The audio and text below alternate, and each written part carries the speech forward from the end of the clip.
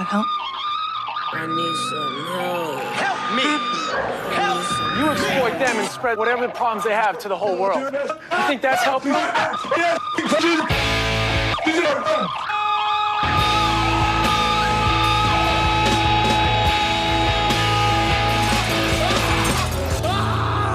love you. It's like, why don't we say that every day? Why can't we say it more often? I just love you. I just want to go to the rooftops and scream, I love my best friend.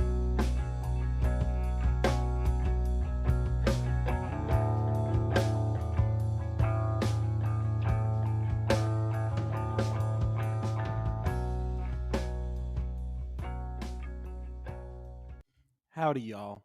I hope you're doing well. I'm Willard, and this is Twinkle Dads, an emo advice show. You probably already know, but just in case you don't, if you'd like to send in a question asking me and or one of our very special guests personal advice for us to answer them on a future episode, you can do one of three things. You could email me, twinkledad69@gmail.com, DM me on Twitter and or Instagram at emo advice show, or text me at 775-710-5150. If you've listened before, you already know what the philosophy behind the show is. It's that Twinkle Dads is a show for you and about you. Because I believe that human empathy is the greatest tool that we have. Because it's so fucking sick that we're able to care so much about one another and to feel such immense and strong feelings, whether it be, sadness and hatred or happiness and love. And our abilities to just live so fully through those emotions. But at the same time, when you're going through something and you put down your emotions, if you try to repress them or tell yourself that you're stupid and shouldn't be having those thoughts and feelings, if you're not able to give yourself empathy, then what's stopping you from not giving empathy towards other people? It's just, I want to be here for you so you can be there for yourself and others. And it's really cool having guests on. Once again, we'll have more interviews in the future where it seems that the guests are genuinely invested in what you're going through and your thoughts and problems and feelings, and it's sick as fuck because it's just a reminder that you are not alone. That this is an avenue for strangers to give you all the love and support that you need. Because I love you and I care about you and I don't want you to suffer. So, yeah. Once again, you could email twinkledad69@gmail.com, at emo advice show on Twitter and Insta, or text 775-710-5150, and I will put all of that information in the bio down below. So, yeah, ironically enough, after that spiel, we won't be answering questions today.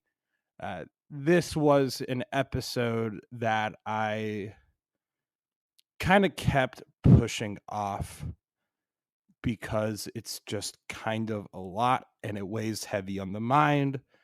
But especially as of the last few weeks, it felt pertinent to just kind of get it out there and talk about it for myself, and I think just for the overall community. Therefore, I must warn you that this episode will be heavily about suicide. Everything you can think of about suicide, discourse about suicide, how to handle suicidal ideation, the ethics of mourning, all of that jazz. And I recognize that that's not a topic suited for anyone, which I fucking get, actually. I almost wish that that I had much more care and protection about topics like this and what I'm able to withstand. But that's just how it is. And so if you recognize that you would probably feel uncomfortable or you have the potential to be triggered or rendered upset by something that might be brought up in this episode, I heavily implore you to not listen. Like, please don't listen to this. I care about you, I love you, and I want you to prioritize your feelings, especially when Twinkle Dads will be here next week and the week after. Like, this will always be open for you, and it's okay to step away. I highly recommend that you do. But the idea for this episode was spawned by two things that have happened. First and foremost being the passing of a member on the campus of the university I used to attend. It was someone that I'd never met or never crossed paths with as they entered the university the year after I graduated.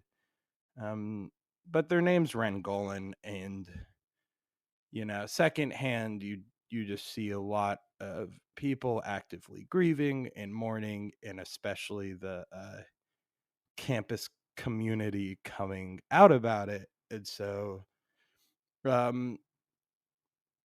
their life has been heavy on my thoughts. And then ironically, around the same time, it was the 1-year anniversary of my thesis at the school, which, if you know me personally, you're like, okay, like, where we're about to get into. But if you don't know, I directed a full-length production of a play called 448 Psychosis by Sarah Cade, which was quite it was a lot. It deals heavily with mental illness and suicide and our behaviors towards it. And so just kind of thinking about both of those factors all together, let's just talk about it. Let's talk about primarily how people grieve and the expectations on how people should grieve, and just all about life and ethics. But this episode is just necessary. This is just something that needs to be spoken about. So we're going to open up kind of recapping what the thesis project was, like everything that went down, and then we'll move on forward to talking about Ren's life and just the ethics of mourning. I'll just say that again and again. I will link to a donation page to donate to the Trevor Project in memory of Ren, and I just please donate. Please give money. This episode is for them and for the lives that we have lost, yet we loved so much. I don't feel like explaining the first song, but I just want you to let you know that it's just intuitive. It's Home Is Where's new track. Yes, 1,000 times yes. Thank you so much, and I'll talk to you oh so soon. Bye-bye now.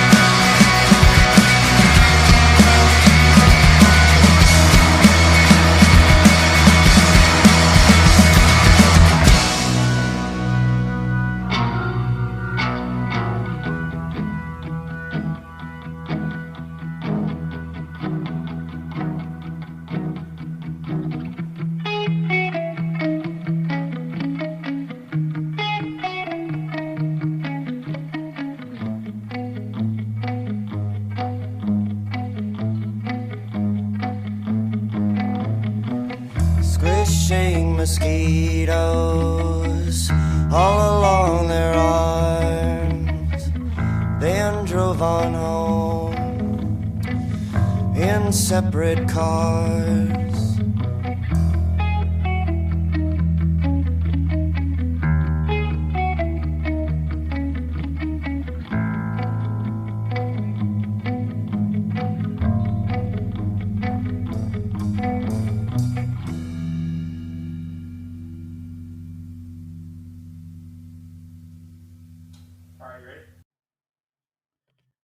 So I think the best place to start this story is in 1999, 5 weeks after Sarah Kane's suicide, in which her final play, 448 Psychosis, was published.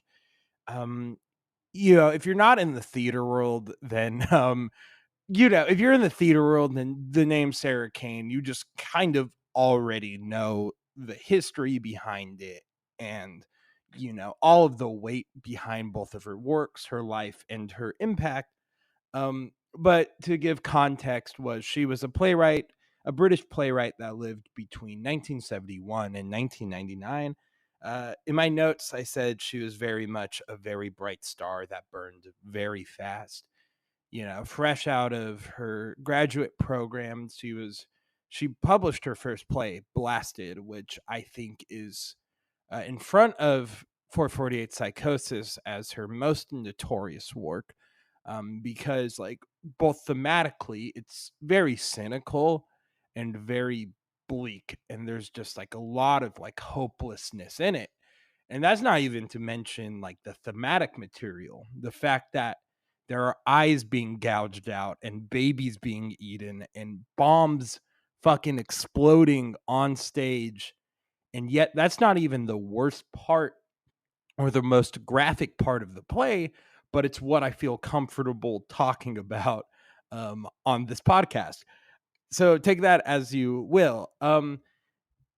And she very much was like the pioneer of not only like in your face theater, which is like the silly little British thing, but transgression in performance art and theatrical art. And at the time, it was very polarizing.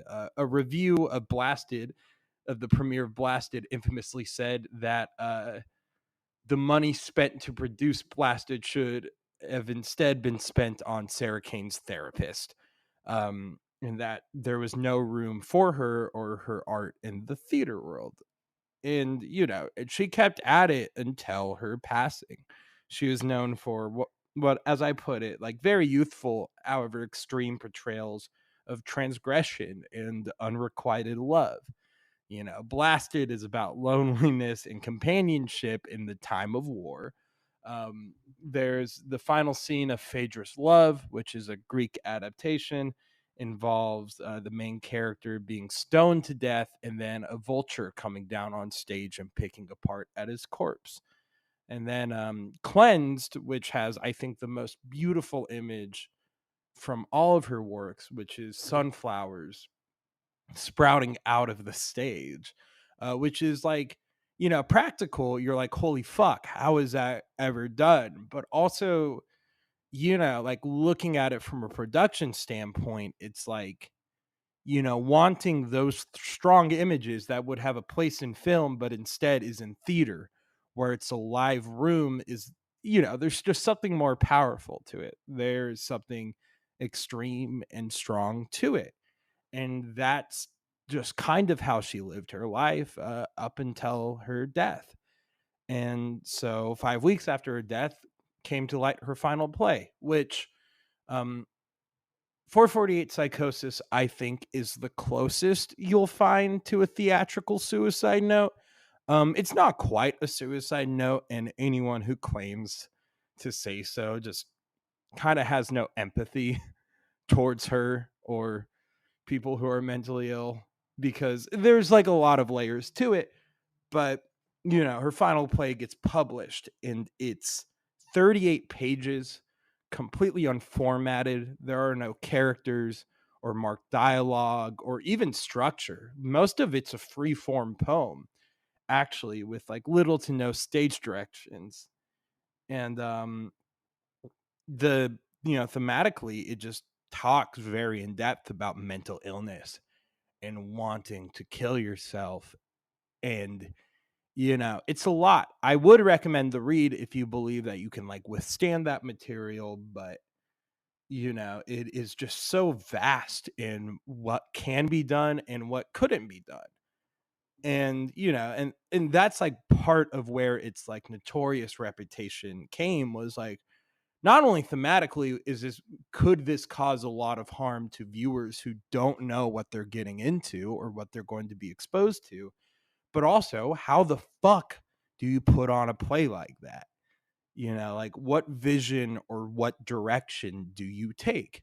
And I think therefore, like, practicing Sarah Kane and practicing 448 on theater stage is still like a a ritual we're trying to figure out. A lot of practitioners are like 20 years after, or 25 years after her death, are still trying to figure out the kinks of how to do it properly. And 448 might be one of the most daunting ones to tackle. It's so vast, it's so notorious, and it's for good reason, I think. But that is what 448 Psychosis is. I first read the play in sophomore year, ironically, right before the start of COVID. Um, I say ironically because, I read most of her works while laying in my like bed at like midnight, like, like they're night reads. And I would also read works from like, theater practitioners and theorists that she took heavy inspiration from, like Artaud and stuff. And all of them, there's a common ground, and like it is like so well like put together, where both Sarah Kane, Artaud, and like Samuel Beckett, like all really believed in the cosmic power of human nature and suffering. Artaud specifically would argue for more extreme things to be put on stage and like more extreme things to be done, so you can trigger a response like a plague, like an illness, in the audience, who just gets so overwhelmed with such strong feelings of fear, happiness, anger, like whatever it is, essentially triggering the audience. Because his belief that is that we are able to feel emotions so strongly that those emotions become bigger than ourselves. And therefore, we kind of transcend our state and become like kind of uh, this vessel controlled by unadulterated subconscious feelings and emotions. And there's this cosmic power to feeling those emotions. And if you can't tell, that is still something that like I'm heavily influenced by on Twinkle Dads and in general, because it's good. It's treating emotions as like this higher being, I feel like just helps a lot, and is just kind of like, it makes looking at especially the ugliness, quote unquote, of life, like all the bad things we feel in life, like like it makes them feel better, because it's like, oh, you're feeling so much like fear or anger about this thing, you're becoming bigger than yourself. You're letting yourself live a life that's greater than human. And isn't that sick? So, anyways, yeah, so that's like when I first was aware and was like, consuming the works. And of course, it took some time to like fully get adjusted to what you're reading. And specifically like the violence in plays like Blasted and stuff, trying to be like, okay, how could this be produced? And I, as an audience, like, am I able to fully consume this in a healthy way? And so and that's where I was with her work. And it came until junior year in the theater program, where wanting to do 448 for my thesis was a thing. Our thesis program was essentially a student run theater festival where you would have 2 or 3 plays completely produced by students, directed, designed, acted, all of that. And they gave us way too much control and free reign over what we wanted to do for our thesis. And it was a very throttling and neck breaking process, but that's what it was. And when you're in the program, especially when you're between sophomore and junior year, you're like, what am I going to do? Like, what do I feel like I like want to stage and should stage to sum up what I've learned? And 448 became a thing where I essentially wanted to do it out of spite, because what happened was was talking to two friends who were seniors, so in their thesis program, and they're talking about how another student pitched 448 psychosis. Um, and everyone was like, no, like, like that is a harmful, like the potential for harm to both like the practitioners and the audience is too much. And I remember being filled with rage, I think, on both sides, about like how it got treated. On one hand, like art like 448 is necessary because, if we talk about art that features mental illness, the one that always comes to my mind is Perks of Being a Wallflower. Um, you know, they're weirdly romanticized, nor do they like want to show like the actual like ugliness of like mental illness. There's these a lot of plays and stuff, like what gets staged is stuff that's like kind of like appropriate for everyone, digestible, but like the way that it feels watered down doesn't necessarily encapsulate those who are feeling like, hyper specific ways. Like let's just take like, people with like psychotic disorders and stuff, where if you're going to you pull up in the theater and you go to watch Perks of Being Wallflower, and how they describe trauma and stuff is just like so weird, like the way that is just kind of blacked out and it went rage. It's like, ooh, it's like, that's what's getting put on. If you wanted to display like even just a life of as someone who is like actively going through like a manic episode or is actively going through psychosis, like, yes, it's scary, but chances are people won't want to put art like that on. Like, it gets casted aside. And so for those who experience it, are going to, they hear that there's a movie about like, mental illness and suffering and like, coming of age. And they're like, great, because that's like one of the few chances they're able to see, art that reflects them and what they're feeling and is authentic. And it's just always so disheartening, like walking into a fucking theater, movie theater or play theater, and just seeing something that just kind of feels shallow to the experience of it, and the authenticity of it, and it's like with how that type of mental illness is portrayed, especially in like media now, it often feels like there is no room for those with like bipolar, borderline, schizophrenia, all of that, because how it's portrayed is just not from an empathetic standpoint. Um, and that was part of it. Part of it was to, that art should be put on that is like a proper reflection of the experience. And 448 is an active detail of an experience, Of course, my experience and Sarah Kane's experience writing it are going to be apples to oranges, but there's at least common ground and common concepts to build upon.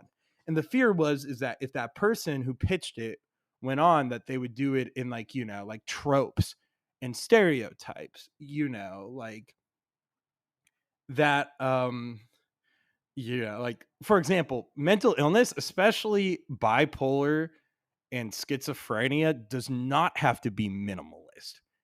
Like that is such a weird like misconception, because it's just like it is just kind of so overdone and makes like, like just because you might have something going on in your mind doesn't mean that you only see in black and white, like it strips away the humanity from it, and the fear was that like, like, oh, this person is going to rip away the humanity of it.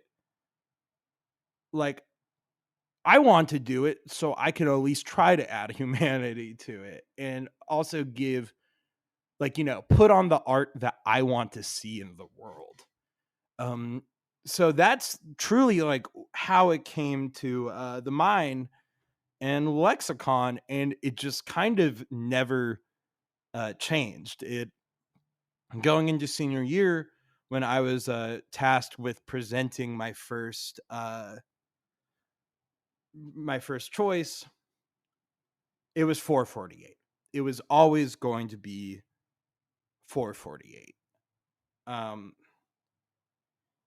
And I pitched the 448, like the philosophy, the vision, the thesis, actually, that's a better word for it. The thesis behind this vision of 448, like the MO, the modus operandi, was become, then release. Becoming is the act of transforming into something that you want to be. It's the act of shifting and changing and working towards something. In this context, it could be, like gender dysphoria, which is kind of outlined in 448 and like, felt real to the experience, like reading it and like thinking about it. But also, like, if we look at self-harm, people physically punishing themselves in order to just become something that they want. Because, and then that's the other thing is, viewing and displaying self-harm that way, from this becoming, is trying to understand it from that perspective, as opposed to like giving a perspective that feels like self-harm is bad and therefore like, that kind of displays self-harm two-dimensionally, because you have to see it through the main character, or else it's just not a real, like, it's hard to weigh it as a real experience. So that's the becoming. And then the releasing is the completion of such and letting it all go. Like, you have completed the human form you wanted to achieve, and now you're ready to just kind of like, you perfected yourself, you perfected an image for God. Then you just go and meet God. You become the image you want to be, and then you release when you complete. And the image of who you became will be burned into the minds forever. And that's how you leave essence, is how you transform. And the hope is to transform into something that is so powerful that once you're gone, your image will be burned into the minds forever.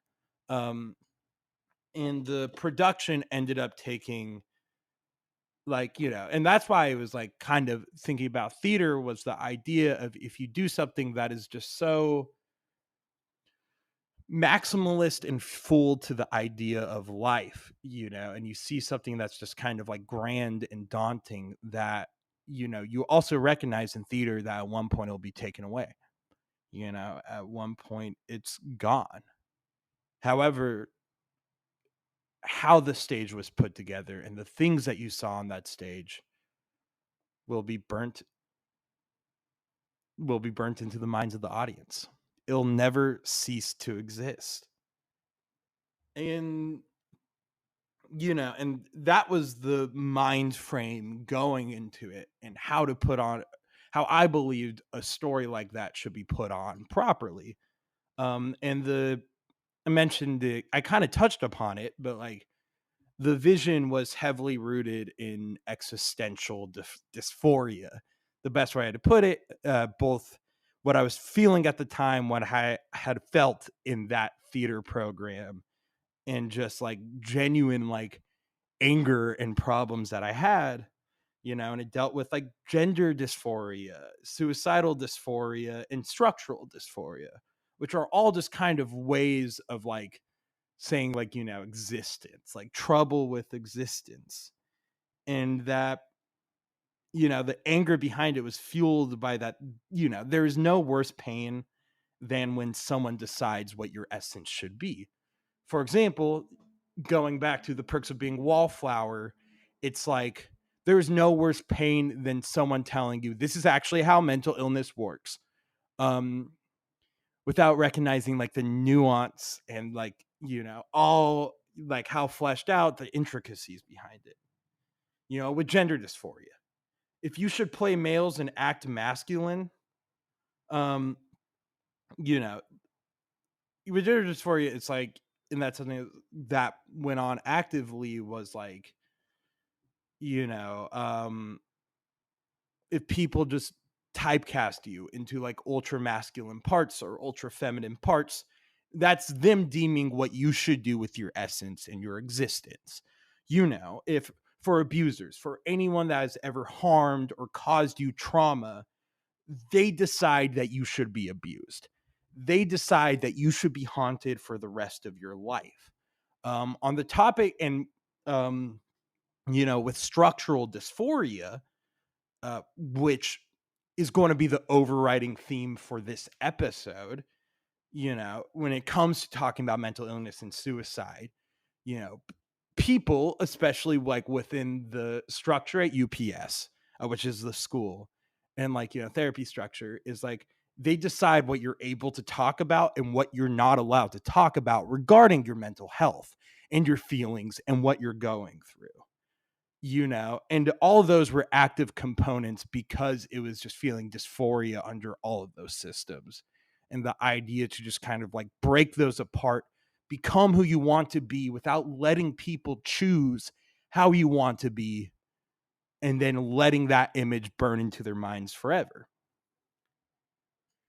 And so, that was the goal, was to present, when presenting someone's arc into suicide and into suffering, it should be humanized. The system,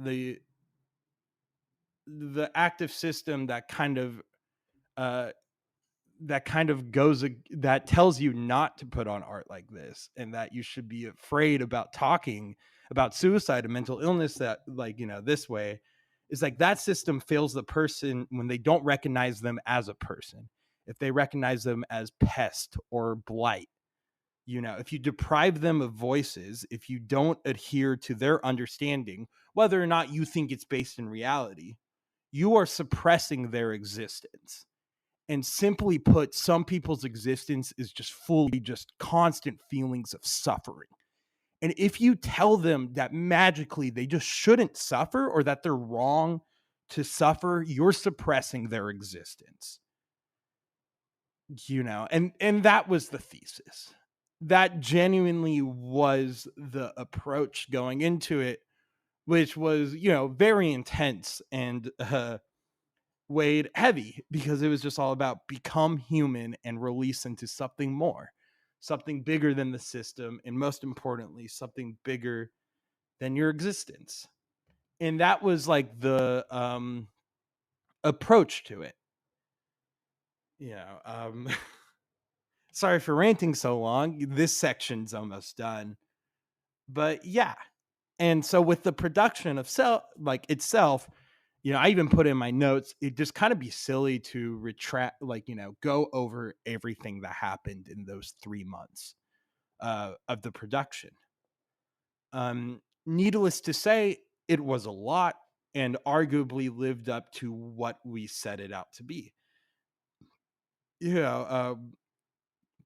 I think the cover will be an artistic representation of what the stage was, but as I just put in the notes, 30,000 book pages we plastered over the wall and stage, a shower curtain that was a flower crucifixion with, quote, "I will fucking kill myself," unquote, written on the face, holes in the theater wall, calls to campus security later.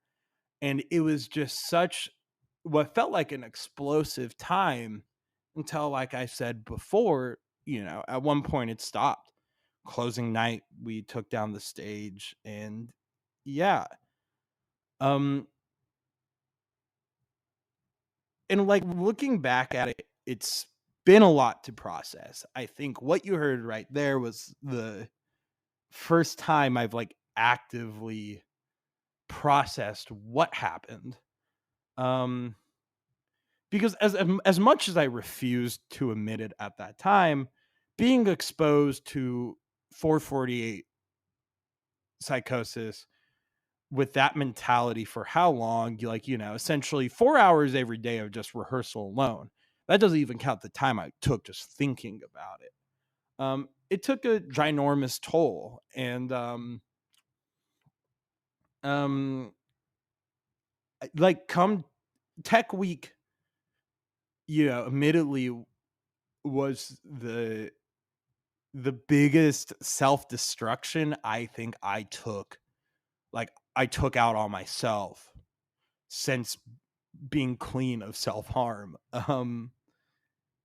Yeah, and looking back at it, the main only regret I had was not being able to support myself in that moment, because I don't think I supported those around me as much as I could have or should have. Because they deserve so much more love in that process and much more, appreciation. And a lot of it, and it's not to like even put blame, but it's just something that like has come to light since, was like a lot of that tension that kind of like caused my mind to split was the inside versus outside dynamic about putting on material like this. And the discourse of mental health was genuinely, it was hard to reach out to people outside of 448 because of like the stigma behind the project. And I think just kind of to recognize that, like, like, because it wasn't even trying to be better, like, like it wasn't a competition, but a lot of people had hesitancy watching that material, and therefore without fully like addressing it would just kind of challenge the message it was putting, the like, and believing that its production was causing harm, which I do think is fair, but it also just goes into that structural dysphoria of, that's the message that the system promotes, is that you're not allowed to talk about stuff like that, and that there shouldn't be open discourse to it. And we'll leave off on that point, and let's talk about discourse and how the structure asks people who are suffering how to talk about suffering. And then let's talk about the life and legacy of Ren. So, yeah, on that note, we're just going to play two songs that meant a lot during that period and are topical. First one's a poem. It's from Block Chapel by the incredible poet Fred Moten, and then Kind of Like Spitting with Holding Patterns. Thank you so much, and I'll talk to you oh so soon. Bye-bye now. Welcome to what we took from is the state. Welcome to kill you, bird. The welcome state in this hurt world where you've been lost and tied, bird. It's some hot water on the second floor, and the altar on the bottom is an ordered pair of lemon chocolate on the curb. Get jumped in. Enjoy the recital and the hospitality. Come upon, surround, recall the project rubble everywhere. Come up on some common operations. Drink the open of the open evening mix. English breakfast and some curd and light whipping. Get up on the cooling board of new opposite steps and come upon remains arranged by hand like an English garden. Can't you refuse the unsung isolation? The sad, impersonal, personal shit that play off every other Frank but my little irregular Frank. His body shaped like an accordion. His body shaped like a pear. In the everyday feast day, but come up on. You the one with so much work to do, merchant. Sing a shattered self is just a shelf, young captain, see? You perfectly welcome to what we give away.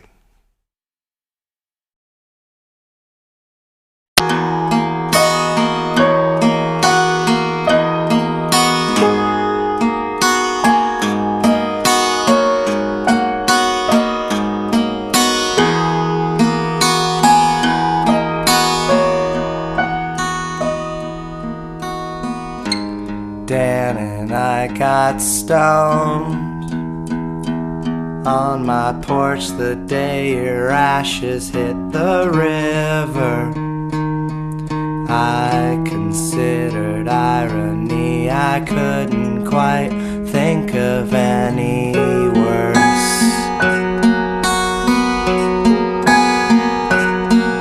B thinks I should write you a letter, that it might be better than just lashing out.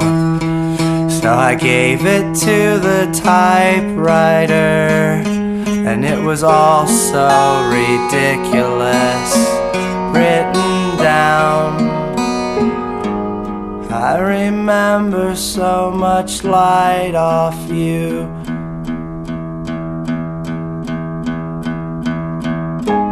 Every song held a smile for you.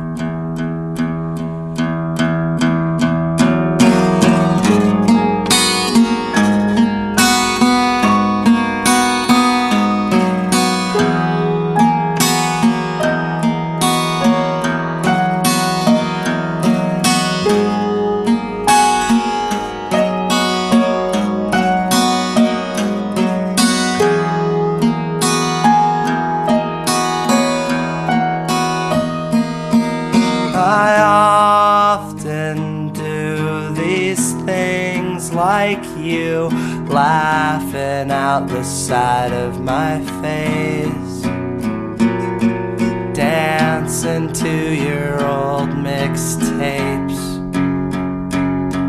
A sweater soft, a hug goodbye when you called us 3 days later.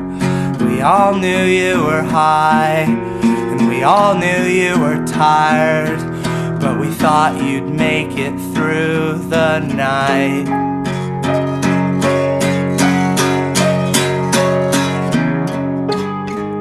Every song held a smile for you.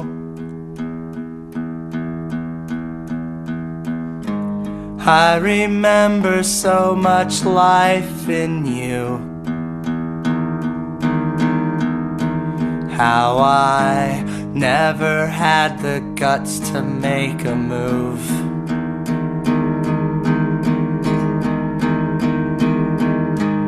I remember walking out on you.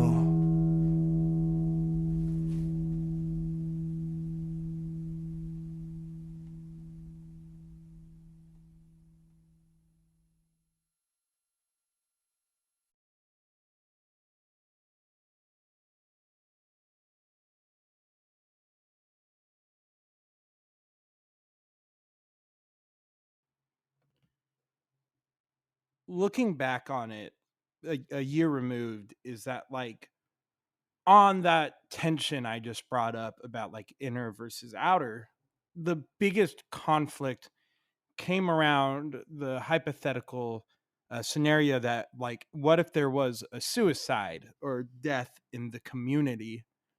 How would we respond? Would it be appropriate to continue to stage 448?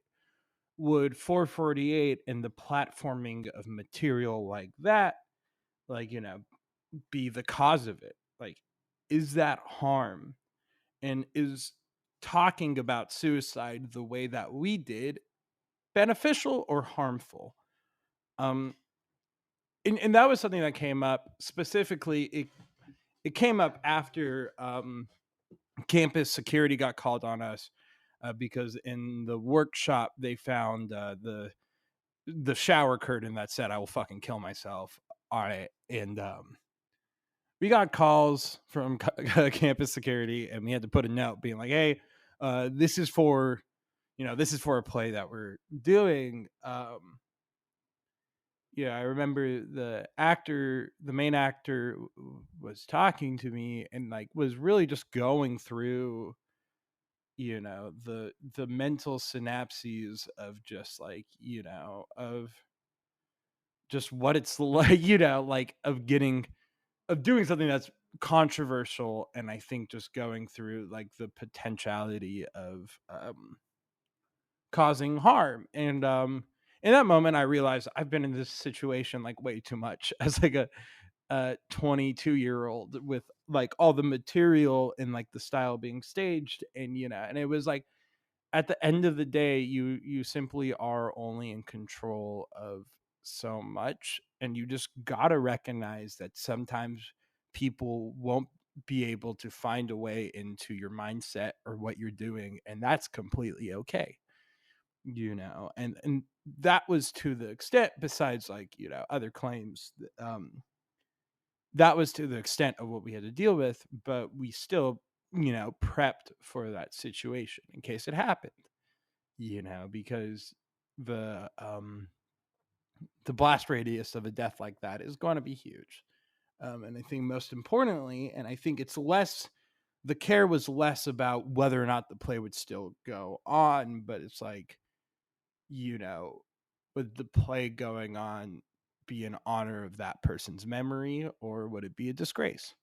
If that makes sense. But very thankfully, there was no death. And very thankful that no one died. That is just simply the thing. In that it just so happened 448 was able to go on. So that wasn't necessarily something we had to deal with, but like it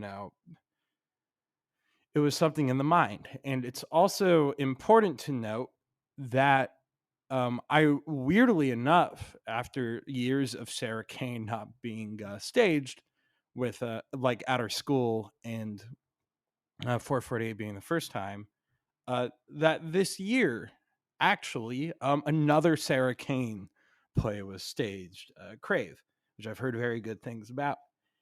And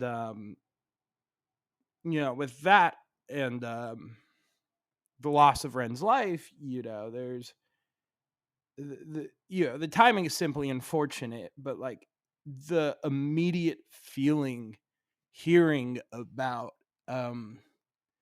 just knowing that there was somebody in the community while you were like never there in the person, like you both have you both have given life to that community and have breathed and interacted with it, that the immediate feeling about hearing about their loss was just immediate sadness. First and foremost, that's it, because it fucking sucks. It just sucks to know that I was supposed to talk about it more in the notes, but now that I'm crying, I might as well just bring it up now. It just it sucks that whenever life is lost like that, there's just so much more love for them to give, and it's painful to know that they won't be able to give more love, nor will love be able to be given to them. That's fucking crushing. But it begs 2 points. Like afterwards, the thinking about the incident begged 2 points of reflection. And I think the first one is, after I was going through this sadness about hearing about their loss, is it hypocritical to feel sadness when you're accepting of 448's philosophy? Like, is it hypocritical of me to feel sadness and to feel heartbroken about a person losing their life like that, while also in 448 and having my thesis just kind of promoting the freedom of life and the freedom to be able to do so? When more so is it appropriate to feel sadness when you're honestly kind of accepting of suicide and people's choice to essentially just kind of end suffering? And more so, a second point, what's the proper way of discourse for suicide in a community? Like, what's the right way to talk about it? Like, you have the right to be uncomfortable talking and mourning about suicide, but is it right also to prohibit other people discussing suicide in a way that makes you feel uncomfortable. And that comes to mind, and I think that is the most pressing thought regarding all of this, because it goes back to the idea of systemic suppression and dysphoria, especially when on that campus. You know, as someone who experienced it firsthand, in my notes it just says this. This might be too strong of a statement, and I'll lead off with it, but and it's not to suggest that I really knew anything about Ren's life or anyone else's life who either attempted or committed on campus.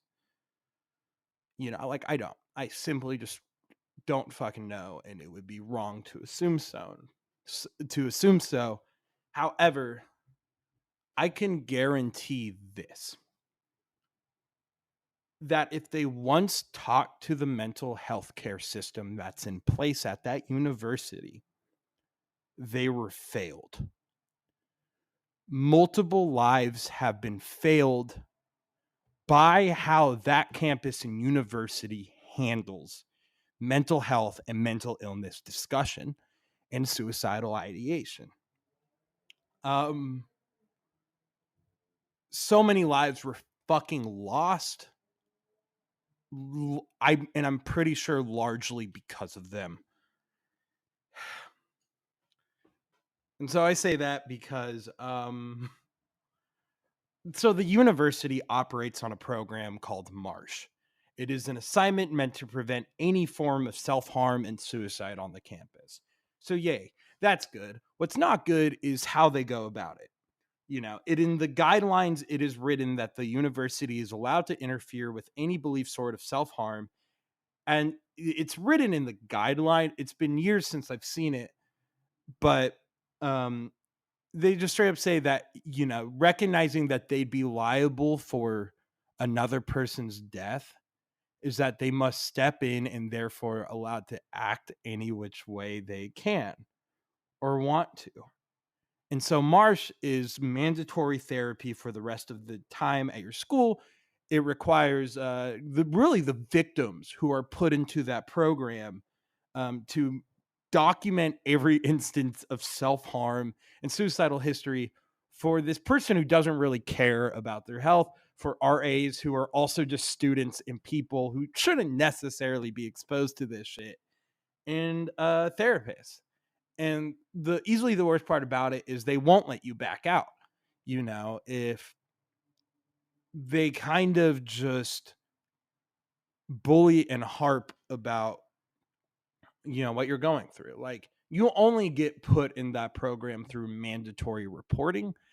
They will put you in that program multiple times, even if you're in the same program. And it essentially, I don't know. It's the whole like mandatory nature of it. You know, it feels like the structure is set up to look down upon students at very low points in their life. And the people that run the system are adults. There are no care for the student side because you're automatically putting them in a dynamic where they're being shunned and kind of bullied and pressured while in a state where they're clearly not doing okay. And, you know, I bring up the whole discourse about it because, like I said, it's a system that functions on mandatory reporting. You know, I think, and for utmost transparency, I was put in that program twice. You know, and I think the only reason why I actually fully survived instead of attempting again was the same reason why 448 went afloat. Spite and fucking anger. Because a lot of the forward progression that was made to actually like still be alive today and be happier than ever was predicated on the fact that what they're doing wasn't enough because they simply didn't care about the well-being they're cared about legal issues and the, like, and the community, how that would make them look. And so, the progress in submitting to it was recognizing that I felt I had that autonomy at that moment, and it took a lot of courage and willpower. Um, that I also recognize that a lot of people won't have the same mindset, because it is scary to just kind of be picked on by an adult for your very vulnerable and personal feelings. It also didn't help that they have an individualized note whenever you get sent into that program, so they give you something to read that's directed towards you. And it didn't help that the note given to me was the wrong note, and um they fully violated the identity of a fellow classmate. And the person in charge asked, like, they're like, "You're not allowed to say anything about this," like, because they were like, it could look bad, because that's a violation of confidentiality. And so the second time I was put in the program, while I was already still actively in the program, it was because I just openly discussed, and I just said, I told how it went down was, I straight up just told roommate, I was like, "Hey, like, here's what's going on in my brain. I just started medication. Everything's fine. Everything's cool. I'm letting you know." That person reported to the RA. I talked to the RA. I was like, "Yo, here's what's going on. It's good." And I was like, "There's no way in hell I could be put in Marsh again." And she was like, "No, I promise you won't." So I got the same exact email, and I talked to that motherfucker who runs the program. And I remember just kind of sitting in tears at that like in her office. And I asked, why can't I talk openly about what's going on in mental illness? And this is where the quote from the first episode comes from. The first episode of Twinkle Dads, where she says, and I quote, "Aw, you can talk about mental illness. We just don't know how yet." And it's that targeting. It's the fact that people are attempting to talk openly and trying to figure out what's going on with them, because why would they fucking know if they're experiencing pain and suffering, and that the immediate response by the system is just to subjugate them for their feelings and for their emotions is just fucked up and fucking disgusting. That'll be it. No way beat it, like, not a beat around the bush. Um, and most importantly, that is not how to progress in discourse, in mental illness, in intersectionality. And in no way is that an honest effort in trying to figure out how to save somebody's life, how to save a heart that should continue to love to this day. Shutting down discourse feels backwards. I don't know if it is, but the gut is screaming that there's mistreatment going on. And it just hurts when hearing about the passing of Ren to just know that most likely something was fucking up with the system and with how the system treats them, because it's just how the system treats everybody. It's just how there isn't this freedom of emotion or love, or, like, showing people rather to progress and not shut down. And instead, it's them just kind of bullying people and outcasting them. And when someone, like, going to just, like, suicide discourse and, like, the philosophy and the theory of it, there's a battle when you hear about someone's passing through this way, because in the open discussion of freedom of suicide, by logic, they should be happy that the suffering is gone, because when you're dead, you no longer feel suffering. Granted, you no longer feel happiness and love, but that suffering is gone. And so there's that. And in some cases, it feels right to be like, "Hey, like, I'm all for your freedom of choice if you feel like this is the only way to progress. But the most heartbreaking thing is the recognition that they'll never feel happiness again. They won't feel love, and they won't feel truly what makes life so beautiful. And while them no longer suffering is arguably, I guess, positive, I feel an overwhelming amount of anger that there was a life lost and that there was a happiness lost that probably easily could have been stopped. And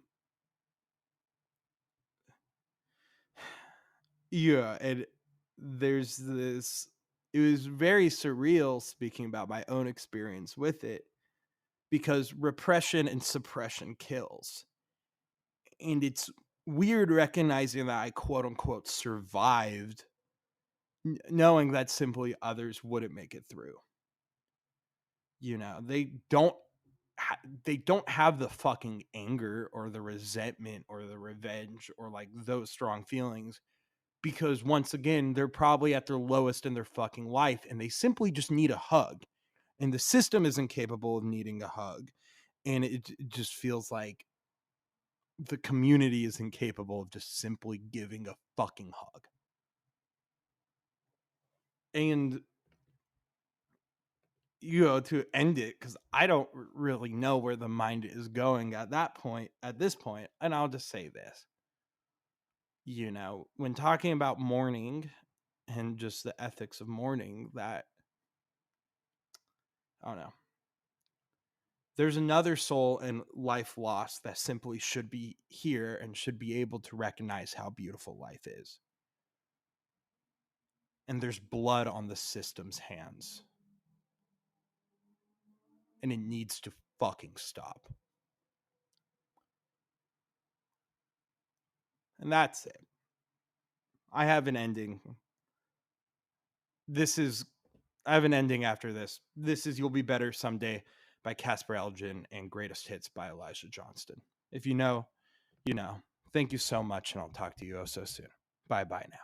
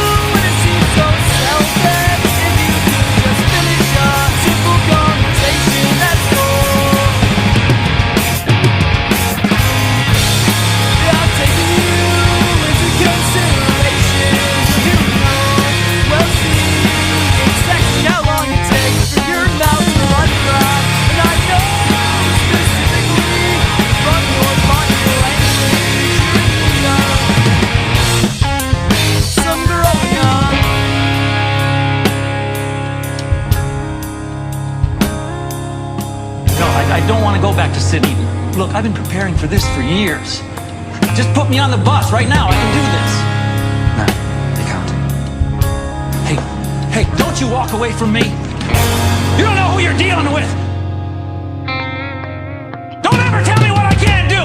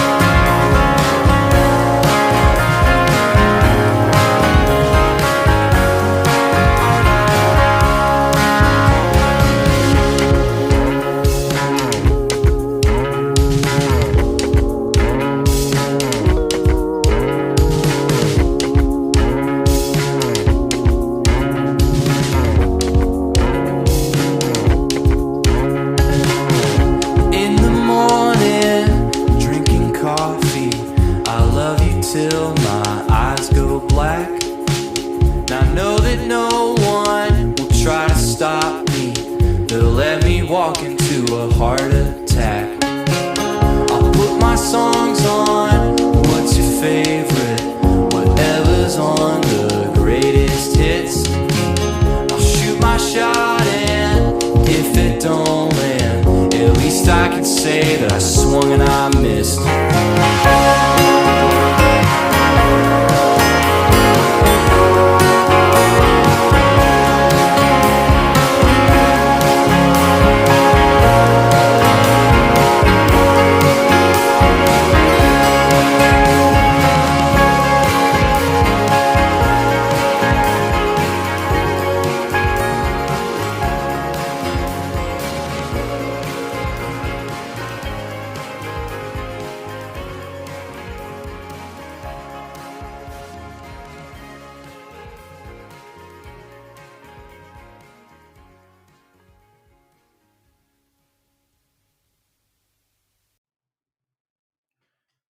So to kind of end this off, which just kind of ended up just turning into a rant, and I'm so sorry for that, and I don't think anyone has listened this far.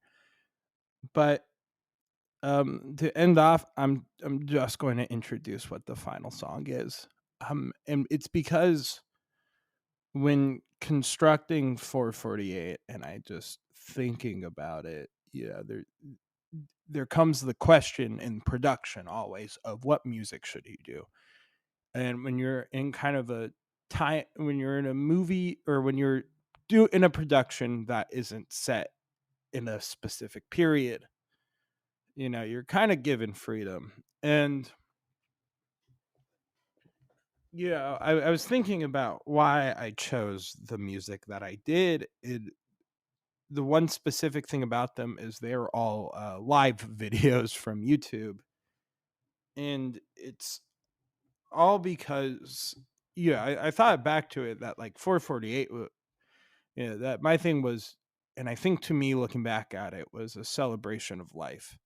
It was a celebration of all that was good and all that was bad, and just how much you could live. And even though at one point you'll be gone, your impact, your strength, your love will be left there. And by doing live videos, you can hear the crowd, you can hear like the background, because those are just kind of like memories that play over and over from like from concerts you went to, moments you shared with other people that will just kind of forever be there.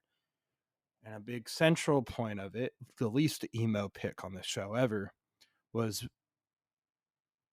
maybe now looking back at it, one of the best songs ever, I think, truly. Basketball Shoes, a live version of Basketball Shoes. That's not the one that ended up on the deluxe version, but a live version of Basketball Shoes with the original weirdo lyrics. Google it if you'd like, from Black Country New Road. And it's 15 minutes and it's just kind of sprawling, but in it, it's just a powerful idea of existence that will always just stay.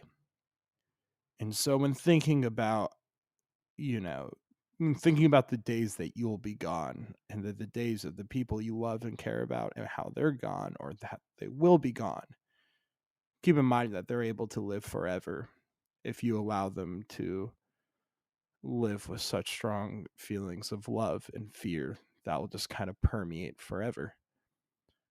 And so this is for Ren, who will live forever. This is for everybody who lost their life on that camp, for everyone who's lost their life through that way. You will live forever. We all live forever. And your love and your happiness and your heart will forever stay true and real. Thank you so much. We'll be back next week. Basketball Shoes by Black Country New Road. You are loved and you will always be loved. Thank you.